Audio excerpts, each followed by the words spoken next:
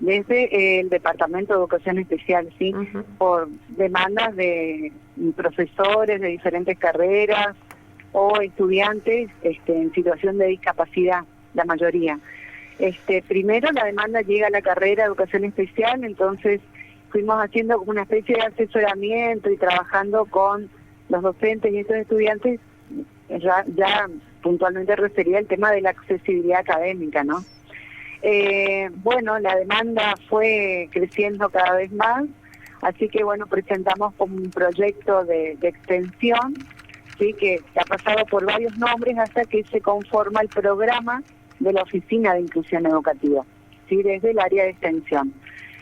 Somos docentes del profesorado de Educación Especial con especialidades diferentes, donde uno de los objetivos es, por ejemplo, trabajar con los estudiantes, ya sea en situación de discapacidad o que requieran un acompañamiento en su trayectoria académica, digamos, un tiempo determinado para poder continuar sus estudios por el tema de la accesibilidad al material, etcétera. O sea, no es privativo de estudiantes con portadores de discapacidad, ¿no es cierto? Por un lado es eso, el acompañamiento de estos estudiantes que demandan a la oficina cuestiones de accesibilidad, y por otro lado es el acompañamiento y asesoramiento y trabajo puntual con los equipos de cátedra, ¿sí? Que requieren justamente qué adecuaciones se pueden realizar, ya sea desde el material, desde el dictado de clases. Hubo muchísimo trabajo en estos 2 años de pandemia porque había que hacer accesible todo lo virtual. Así que bueno, son los 2 grandes objetivos, y el trabajo también del programa incluye, por un lado, un proyecto que tiene que ver con el acompañamiento para situaciones de exámenes, parciales y demás a estudiantes sordos, ¿sí? Y por otro lado, un taller que se llama Aprender a Aprender, a cargo de la profesora Lisa Mudio, donde justamente trabajan con los estudiantes que requieren ese espacio, técnicas de estudio, ¿sí? Organización, porque y ahora cada vez más, ¿no? Con esta vuelta a la presencialidad, como decías vos, cuidada y demás, después de 2 años, tenemos estudiantes que es la primera vez que ingresan a la facultad edificio, digamos, ¿no? Y están en tercer año ya de la carrera, por ejemplo, o de una carrera determinada. Estas personas, la mayoría, requieren de un trabajo, digamos, de acompañamiento y poder incluirse en la vida universitaria muy diferente a haberlo hecho, digamos, iniciado desde lo que sería la virtualidad, ¿no? Así que, sí, Susana. Liliana, y específicamente, ¿cómo es el trabajo de articulación con los equipos de docentes, digamos? ¿Qué específicamente, cuál es la labor o de qué manera los acompañan ante el pedido que realizan? ¿Cómo es el...? Generalmente cuando llega la demanda de algún equipo de cátedra, generalmente el responsable, y después se organizan reuniones con el equipo por algún estudiante puntual, ¿no? Por ejemplo, en situación de discapacidad visual, las demandas, la mayoría son cómo accede el estudiante al material, cómo puede ser evaluado. Entonces nosotros lo que primero siempre decimos, hay que preguntar al estudiante, ¿sí? ¿Cómo te puedo ayudar? O sea, perder el miedo de decir, ¿cómo te puedo ayudar? ¿Cómo crees que te puedo ayudar? Porque la realidad es que mucho tiempo fue malentendido. El acompañamiento no significa hacer por el estudiante, sino que darle las herramientas necesarias para ser accesible, ¿sí? Ya sea los materiales, ya sea las clases, en sistema híbrido, presencial, y dándoles las herramientas necesarias. Con los equipos de cátedra, justamente tener esta capacidad de pensar cuáles son las características del estudiante, cuáles son las necesidades que tiene, y bueno, y saber de que, por ejemplo, una de las sugerencias, por darte un ejemplo, ¿no? En el tema de discapacidad visual, es sugerir a los docentes que los materiales digitalizados que tienen, por ejemplo, en PDF, los pase a Word para que los sintetizadores de voz los puedan leer, ¿no? Que tienen en las computadoras o en sus celulares. Eso depende qué herramientas técnicas utilice cada estudiante. Y así puntualmente, o sea, con diferentes características o situaciones que presente el alumnado.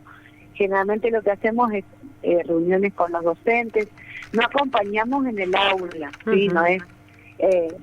nosotros no invadimos, sí hacemos en un espacio diferente, el trabajo con los equipos docentes, el asesoramiento, la guía para poder, digamos, realizar accesibilidad, ya sea, como te decía, en las clases, en los materiales bibliográficos, básicamente eso. Y hay diferentes tipos de accesibilidad. Hay veces que nos consultan, por ejemplo, por dificultades en la accesibilidad al aula. ¿Sí? Por ejemplo, un estudiante con bastones o con silla de rueda que tiene clases en el 4º piso y no siempre están disponibles los ascensores. Entonces, bueno, tratar de sugerir de que en la distribución de aulas, y también trabajamos con el sector de alumnado, ¿no?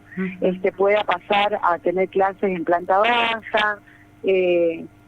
Bueno, básicamente son cuestiones que tienen que ver tanto con la accesibilidad física como la accesibilidad académica, ¿no? Y cuando hablamos de accesibilidad académica es todos aquellos recursos que necesita este estudiante para poder continuar, digamos, satisfactoriamente su trayectoria educativa. Hasta el momento, digamos, Humanidades es la única que ofrece este tipo de oficinas de inclusión educativa, ¿o hay otras experiencias dentro de la UNAM? En la UNAM es la primera oficina, en otras universidades se llama Departamento de Discapacidad, tienen el observatorio. Nosotros como carrera formamos parte de RUEDES, que es la Red Universitaria de Educación Especial de Argentina, donde estamos en contacto permanente justamente con carreras de educación especial de las universidades nacionales o de cátedras, ¿sí?, de otras carreras que tienen que ver con el campo de la educación especial.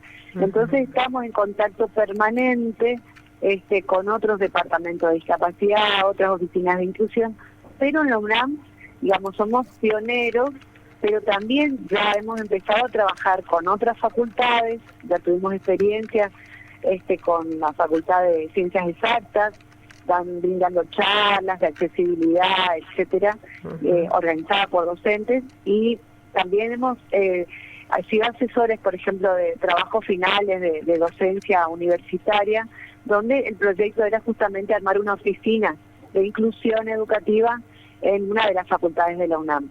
También en este momento estamos trabajando con docentes de ciencias económicas, ¿sí?, de la Facultad de Ciencias Económicas, que se han enterado que existe la oficina, entonces nos han solicitado reuniones como para poder ir viendo por determinados casos que tienen ellos este año, de estudiantes con discapacidad auditiva, estudiantes con discapacidad visual, en algunas de sus carreras, donde ya comenzamos a trabajar con el equipo docente. A veces llega la demanda por el estudiante y a veces nos llega la demanda por el equipo docente. Lo importante es que llegue, ¿no? Que llegue para poder acompañarles y que haya un espacio, digamos, como este. Liliana, ¿de qué manera, sobre todo los estudiantes, porque bueno, los docentes ya tienen mayor contacto con ustedes o quizás es más fácil las vías de comunicación, aquellos estudiantes que necesiten este tipo de acompañamiento o hacerle consultas, ¿cómo pueden comunicarse con ustedes y a dónde está funcionando la oficina?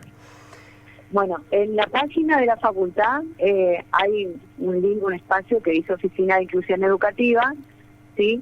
Y ahí están los teléfonos, está el correo que ya te lo voy a pasar, digamos, el correo de la oficina, que es lo que nosotros sugerimos, como nosotros, digamos, es un espacio físico que nos da la facultad, pero el trabajo que hacemos, el equipo de la oficina, es con nuestra misma carga horaria académica, digamos, no tenemos carga destinada para la oficina, sino que no hay personal permanente. Sí, cuando ponemos los horarios con los estudiantes y demás, ocupamos el tercer piso, digamos, del edificio Juan Figueredo. Ahí se encuentra el espacio físico de la oficina. Pero generalmente la accesibilidad demanda ir al aula, ir a trabajar con el docente o acomodarnos a los horarios también de los estudiantes, ¿sí? Uh-huh. Entonces, nosotros lo que decimos es o comunicarse telefónicamente con alguno de nuestros celulares. Figura en la página del celular de la directora de la carrera o al mío, uh-huh, y que es 3764-650-784, que también está en la página, o al correo, que eso es lo más efectivo porque estamos chequeando todos los días, y el correo por ahí permite que se explaye más el estudiante o el docente, digamos, con qué es lo que realmente necesita, ¿no? Uh-huh. Y nuestro correo es Oficina de Inclusión FICS, o sea, FHICS, de Facultad de Humanidades y Ciencias Sociales, @gmail.com. Bien, completísimo entonces la información, y después vamos a estar también compartiendo esta nota en nuestro fanpage para todas aquellas que quieran escuchar y sobre todo compartir esta labor que desarrollan desde este espacio para que también llegue a quienes lo están necesitando. Liliana Garallo, muchísimas gracias por este tiempo. No, muchísimas gracias a ustedes por difundir este espacio que realmente es muy necesario, más en esta época de transición a la presencialidad. Uh-huh. Yo creo que inclusión tenemos que pensar que es para todos, ¿no? Uh-huh. No está limitado al estudiante con situación de discapacidad. Así que, bueno, estamos acá para lo que se necesite y atendiendo las demandas. Repito, el correo por ahí, que es el medio más rápido para comunicarse con nosotros, que es oficina de inclusión FICS@gmail.com. Bien, muchas gracias y hasta cualquier momento. Gracias, Susana, gracias a ustedes. Hasta luego. Hablamos con Liliana Garallo, profesora de Educación Especial, directora del Profesorado de Educación Especial y coordinadora de la Oficina de Inclusión Educativa, que es pionera en la UNAM, está funcionando en la Facultad de Humanidades en el edificio Juan Figueredo, y para quienes deseen